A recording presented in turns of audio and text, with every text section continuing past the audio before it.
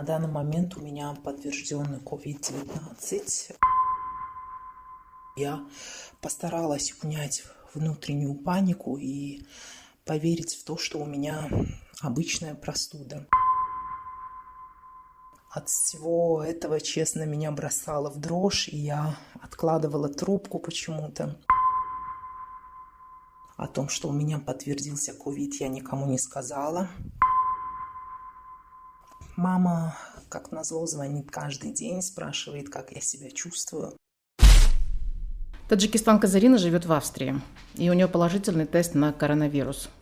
И всем привет, это подкаст «Три медведя». Белый, бурый и панда. Белый – это я, Искандар Мирзаганиев, бурый – Бехрус Насрединов, панда – Фархот Холматов. Сегодня мне помогает только Зибо Таджибаева. Здравствуйте, Зибо. Наш первый сезон про коронавирус, но без паники и без истерик. Будем говорить о проблемах, которые вдруг у нас неожиданно всплыли. Будем говорить о полезных идеях, которые у нас родились с нашим выходом из зоны комфорта. И будем говорить о людях, которые оказались бессильными. И вот мы записали историю таджикистанки Зарины. Она второй год живет в Австрии, в городе Линц. И заразилась она коронавирусной инфекцией. На 4 апреля в Австрии зарегистрировано почти 12 тысяч заболевших. Смертность составляет около 170 человек. Это, кстати, самый низкий показатель смертности по всей Европе, если не по миру. Итак, друзья, давайте послушаем историю Зарины. Она еще полностью не излечилась, но чувствует себя уже лучше. История не короткая. Мы попросили ее рассказать все очень подробно, чтобы понимать, что происходит с человеком, который заразился этим смертоносным вирусом. Так что приготовьтесь слушать все до мелочей. Можете и записывать. На данный момент у меня подтвержденный COVID-19. Первые симптомы болезни в виде кашля и температуры появились у меня еще 4 марта. Тогда в Австрии не были введены карантинные меры, хотя поговаривали, что скоро начнут их вводить, поскольку были уже первые подтвержденные заболевшие в университете, в каждой аудитории на тот момент уже висела информация о симптомах коронавируса и номер горячей линии. В туалетах дезинфицирующие средства и как правильно мыть руки, но никто из студентов не относился к вирусу серьезно, больше подшучивали на эту тему, хотя мыть руки, конечно, стали чаще и здоровались ногами, сопровождая приветствие громким смехом. Я внимательно читала все симптомы, дополнительно искала информацию в интернете, но везде говорилось о повышенной температуре более 38, сильном сухом кашле и одышке, чего у меня на тот момент не было. Температура поднималась у меня только по вечерам максимум до 37,7, и кашель был с небольшой мокротой. Боли в суставах и усталости у меня тогда не было, поэтому я постаралась унять внутреннюю панику и поверить в то, что у меня обычная простуда. Друзья тоже успокаивали, присылали разные методы проверки, вроде 10 секунд задержки дыхания и различия симптомов от гриппа и простуды. Я пила парацетамол и мукалтин, делала несколько раз в день ингалипт, который принесли мне из Душанбе, поскольку антибиотиков в Австрии нет в свободном доступе. Их обязательно должен прописать врач, а мы не привыкли по таким пустяковым заболеваниям, как правило, обращаться к врачам. Я имею в виду по заболеваниям, таким как ОРВИ или простуда.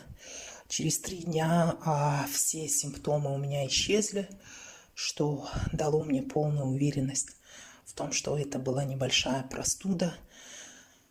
Я даже начала смеяться над собой и называть себя засранкой-паникершей. Спустя примерно неделю нам отменили занятия и перевели нас на дистанционное обучение. Затем объявили, что с понедельника 16 марта по всей стране будет введен карантин. В пятницу был огромный наплыв в супермаркеты. Помню, вечером я зашла в маркет рядом с домом, но полки были почти пустые, особенно в отделе овощей и фруктов. Макароны остались только дорогих сортов, муки, сахара и масла не было вообще. Удивил, конечно, меня тот факт, что власти отнеслись к этому с полным пониманием и даже говорили о необходимости закупиться минимум на 2 недели, чтобы потом просто не выходить. Сети крупных супермаркетов объявляли, что они заполнили склады и продовольствия хватит всем. А полки пустые лишь потому, что сотрудники магазинов не успевают их заполнять. На следующий день, в субботу, я снова отправилась за покупками. Действительно, всего было вдоволь, особенно туалетной бумаги. Я, честно говоря, до сих пор не понимаю, зачем их массово так закупали. Покупателей было много, все внешне выглядели достаточно спокойными. Сотрудники маркетов работали на износ, чтобы успевать вовремя заполнять полки. Но как такового страха остаться без продуктов не было ни у кого. Мне кажется, что первую неделю все честно сидели дома, улицы были практически пустые, но со временем появилось очень много бегунов и гуляющих с собачками. Честно, я их раньше не видела вообще. В пятницу 20 марта я вышла в супермаркет. Прописанное расстояние в метр никто не соблюдал, хотя были уже метки около кассы, но никто не обращал на них внимания. Кассир несколько раз делал замечания по этому поводу покупателям. В отличие от кассиров, продавцы-консультанты были, мягко говоря, безответственны. Одна вообще прошла рядом со мной, чихая и кашляя. И уже 21 марта я сама начала чихать, но это было всего пару раз. В тот день вечером у меня поднялась небольшая температура, 37,3, и вернулся кашель. С этого дня и у меня начался весь мой кошмар, можно сказать. Буквально через 2 дня, проснувшись утром, я поняла, что не могу дышать. Как только встала с постели, закружилась голова, в глазах потемнело. Я начала потеть страшно. Продолжалось это всего полдня, не больше. После обеда дыхание у меня уже нормализовалось. Я несколько раз брала телефон в тот день, чтобы позвонить на горячую линию по вопросам коронавируса, но в последний момент трусила, представляя, как меня забирают в больницу. А если я не болею, вдруг заражусь, думала я, вспоминая ролики из России, где внешне здоровых помещались людьми, у которых уже были явные симптомы. Головой я понимала, что Австрия – это не Россия, здесь врачи более ответственны. И условия карантинные в том числе. Потом приходила картинка, как врачи в биозащитной одежде заходят в подъезд, затем в мою квартиру. От всего этого, честно, меня бросало в дрожь, и я откладывала трубку почему-то. На следующий день одышка снова вернулась на несколько часов. Появилась слабость, сердце бешено колотилось. При любой физической нагрузке появилась у меня давящая боль в бронхах. Постоянно хотелось пить. Я очень много пила, может быть, каждые 15 минут. Я писала друзьям о симптомах. Все хором просили звонить в горячую линию. Я обещала это сделать, но каждый раз трусила. Через день меня уже тошнило, появилась боль в желудке, пошел первый понос. Тут я вспомнила про картинку, которую видела в интернете с надписью на маске «Третий понос убивает». Тогда, когда я увидела эту картинку, я думала, А как это может быть, да, третий понос? Насколько я знаю, диареи не бывают разовыми. Позже поняла, что, оказывается, бывают, потому что стул у меня нормализовался на следующий день, но высокой температуры у меня по-прежнему не было, только ночью лихорадило. Наконец я позвонила своему врачу, который прописал мне антибиотики онлайн, успокоил меня, сказал, что это, скорее всего, бронхит, и нужно несколько дней пропить антибиотики, и если не поможет, уже звонить по телефону горячей линии. Лекарства я забрала с аптеки рядом с домом. Конечно, прежде чем выйти, я надела маску, закрылась шарфом, натянула перчатки, чтобы, не дай бог, никого не заразить, если вдруг у меня будет вирус. Честно, было больно смотреть на аптекаря, у которого не было ни маски, ни перчаток.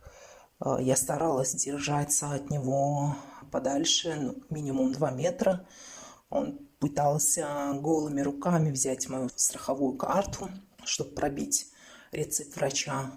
Тут я уже не выдержала и попросила надеть перчатки, поскольку я не знаю, у меня бронхит или корона. Он совершенно спокойно ушел за перчатками, а у меня силы были уже на исходе, и казалось, я вот-вот упаду в обморок. Хотелось прокричать «Schnell bitte», но не было сил, то есть быстрее, пожалуйста. Кажется, мне казалось на тот момент, что он целую вечность копался, прежде чем выдать мне эти заветные лекарства. Вернувшись домой, я решила немедленно звонить по горячей линии. Меня спросили о симптомах, о том, был ли у меня контакт с кем-нибудь из Тироля. На данный момент там самое большое количество заболевших. Сказали ждать очереди, не выходить из дома. Ко мне приедут и протестируют уже дома. Врачи приехали спустя 4 или 5 дней, 30 марта. Уже вечером сообщили о положительном результате. В тот день утром меня пропоносило 2-й раз. Я опять вспомнила ту картинку из интернета. Перед глазами проплывала картинка «Третий понос убивает». Но мой внутренний голос говорил: не верь картинкам из интернета, это все чушь. Но врачи сказали, что пока я должна допить антибиотики, которые прописал мой врач. Тем временем они заменят мне врача на того, который живет ко мне максимально близко, и уже он пропишет мне другие лекарства. Оставили меня на домашнем карантине, поскольку в больницу забирают только больных со средней тяжестью болезни и тяжелых. А моя, по их словам, протекает легко. Когда мне сообщили о том, что у меня ковид, впервые за несколько дней я ощутила дикий, просто дичайший страх. Все эти дни я все же надеялась, что у меня бронхит, потому что у меня по-прежнему не было высокой температуры, максимум 37,7. И то только по вечерам, днем температуры не было. Но страх был не за себя, а за людей, которых я могла заразить, ведь симптомы у меня появились еще в начале месяца. Я начала писать всем, с кем я контактировала. Меня в тот момент жутко просто трясло и тошнило. Слава Богу, все хором говорили, что у них все хорошо, и голоса их тоже были бодрыми. О том, что у меня подтвердился ковид, я никому не сказала. Боялась, что они запаникуют, и психосоматика здесь делает свое дело. Только говорила, что у меня некоторые симптомы, и я подозреваю, что у меня коронавирус. Голова болела от напряжения настолько сильно, что я даже не могла закрыть глаза. Казалось, что они косятся. Я пришла к выводу, что заразилась я уже позже, во время карантина. Скорее всего, в супермаркете. По крайней мере, я хочу в это верить, потому что тяжелее всего наверное, здесь осознавать, что ты стала причиной чьей-то болезни и, не дай бог, смерти. Я, честно говоря, готова переболеть сама 100 тысяч раз и испытать это все снова и снова, но только не стать причиной чьей-то болезни. Для меня это, наверное, самое-самое страшное. Мама, как назло, звонит каждый день, спрашивает, как я себя чувствую. Я каждый раз стараюсь максимально убедительно говорить, что все в порядке, простуда отошла и чувствую себя хорошо. Но лишний стресс ей, конечно, ни к чему, тем более ничем родные сейчас помочь не смогут, они далеко. Врачи сказали, что самое тяжелое я уже пережила, дальше болезнь будет протекать легче. Действительно, я уже чувствую себя физически лучше, остался только кашель. Отдышка возвращается только если я что-то готовлю или убираюсь в квартире, кости болят уже меньше. Только иногда ночью просыпаюсь от того, что лежу на спине и ощущаю, будто легкие наполнены водой. И иногда во сне тону или плаваю под водой. Вчера я закончила курс антибиотиков. Антибиотики были самые обычные от бронхита.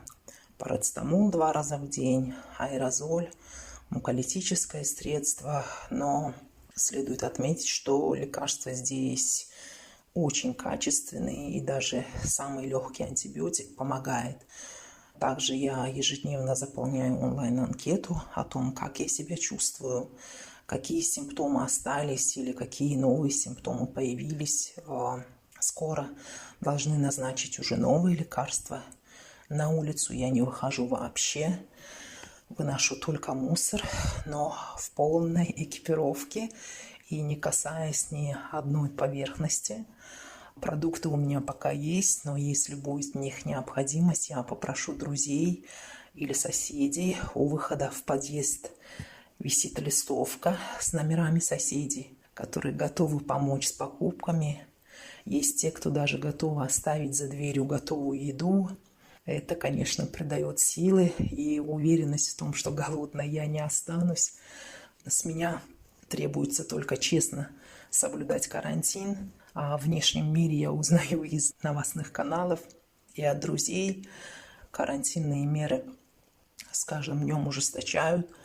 Со вчерашнего дня бесплатно раздавали маски при входе в супермаркеты. Полицейские штрафуют за несоблюдение карантинных норм от 500 евро и выше. Честно, никогда не думала, что европейцы так беспечны. Власти никак не могут их посадить по домам. Курц, канцлер Австрии, говорит, что со следующей недели будут тестировать даже бессимптомных. Для этого выделено 2000 тестов в неделю. Радует, что количество смертей ниже, чем в других европейских странах. Думаю, здесь играет роль несколько факторов. Первое – это, конечно же, высокая квалификация врачей и качественные лекарства. Второе – то, что люди не скрывают симптомы болезни от врачей и обращаются на ранних стадиях, когда болезнь еще не совсем прогрессировала, хотя очередь до теста доходит не быстро, по крайней мере, вам не отказывают в нем. Да, первое время тестировали только тех, у кого были явные симптомы, а сейчас тестируют всех, кто звонят и жалуются даже просто на кашель. Не обязательно, чтобы у вас была высокая температура или одышка. Думаю, что это дает возможность врачам не доводить болезнь даже до средней тяжести.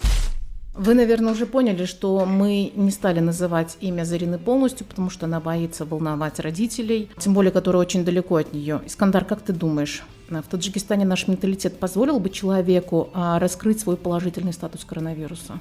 Я думаю, в нашей стране, учитывая наш менталитет, люди не будут говорить о своих проблемах, связанных с вирусом. Они даже не поймут, что они заболели вирусом, потому что они в первую очередь побегут в аптеку, покупать антибиотики. Вот как говорила Зарина, в Австрии, да, у них нельзя купить антибиотики, потому что в Австрии купить их просто так нельзя, как у нас. Или пойти найти себе медсестру домашнего приготовления, которое тебе поставят капельницу, либо сделают укол, тоже нельзя.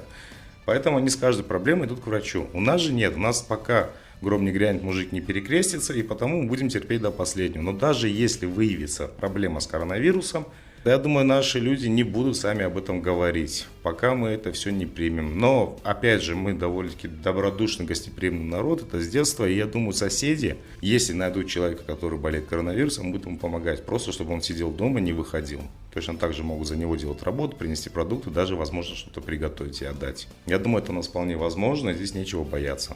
Ну вот я тоже обратила внимание, в Кыргызстане, например, очень быстро организовали штаб добра, и они стали развозить просто продукты питания там, одиноким женщинам, одиноким матерям, которые, например, не могут выйти во время карантина, из дома одиноким престарелым людям. И самое главное, они кормили врачей, что очень важно, потому что та же система здравоохранения в Кыргызстане, она не позволяет обеспечивать врачей питанием. То есть они не позаботились о том, чтобы кормить врачей, которые круглосуточно находятся в клиниках. Ну, то есть я как бы верю в людей, самое главное. Но меня удивил один момент, последний, да, вот я, например, просто посмотрела выступление представительства ВОЗ. Оно, в принципе, оптимистично, да, у нас нет коронавирусной инфекции. Но меня смутил факт, что после этого заявления многие ушли на самоизоляцию. То есть не верят? Не то, что не верят. Я думаю, у нас в стране уйти на самоизоляцию могут только те люди, которые работа связана с интернетом, да, то есть большинство населения, они живут по принципу, мы завтра будем есть то, что мы заработали сегодня. Это сфера обслуживания, то есть если они уходят домой в самоизоляцию, что им есть? Я уже не говорю про мигрантов. То есть это большая проблема, и самоизоляция, по моему мнению, она возможна только тем, кто это может себе позволить. Мем сейчас появился, да, что коронавирус покажет, кто настоящий интроверт, а кто просто выкаблучивался, мягко говоря. Да, вот я интроверт. Мне абсолютно не бывает скучно наедине с самим собой. Но жить в одном месте, сидеть в одном месте, да, я не могу работать из дома, потому что там нет офисной обстановки, я начинаю просто ерундой заниматься. То есть не могу сосредоточиться, мне нужно выходить. Не то, что я хочу общаться с людьми, мне нужны люди, но сидеть дома я не могу. А я, оказывается, экстраверт совершенно, потому что, оказывается, мне нужна обстановка и люди. Вам нужны слушатели, вам нужны люди, на которых можно покричать. Я бы так сказал. Дома ты не покричишь особо. Я пропущу это пока мимо ушей. Тем не менее, стресса не избежать. Стресса не избежать. То есть даже если нет самоизоляции. А для нас стресс еще весь впереди, потому что мы вышли из зоны комфорта. Да.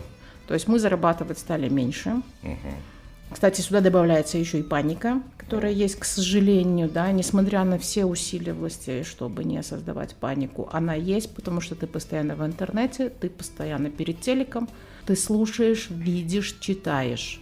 И вот, кстати, эту тему, как избежать все-таки стресса в такой момент, мы будем обсуждать в следующем выпуске. Да. Как не сойти с ума и не стать жертвой массового психоза. В гостях у нас будет психолог. Насчет психоза опять же, да, я интроверт. Как бы ты ни кичился, что ты сильный, что тебе это все не страшно, но это страшно. У всех у нас есть родители, у нас у всех есть друзья. Вообще весь мир меняется. Мы живем в историческую эпоху. Мы будем рассказывать детям. Это, знаете, есть такой прикол. Она гладит его по животу и говорит: какой он у тебя мягкий, шершавый. Как ты его заработал? Мы спасали планету. То есть про изоляцию, когда человек сидит дома и просто толстеет. То есть мы в будущем, те, кто останутся, они будут просто толстые, вялые, бледные. Что за раса? Так что приглашаем наших слушателей на следующий наш выпуск. Друзья, напоминаем, что наш подкаст мы будем стараться делать регулярно, и чтобы не пропустить наши выпуски, подписывайтесь там, где слушаете подкаст, кидайте ссылки друзьям, следите за нами в социальных сетях, заходите на страничку в Facebook, Telegram-канал «Три медведя». Мы везде в доступе, мы везде отвечаем. И если будут у вас какие-то вопросы, которые вы хотели бы, чтобы мы нашли эксперта, либо мы сами обсудили, вы также можете нам писать туда в личку. Пока. Пока.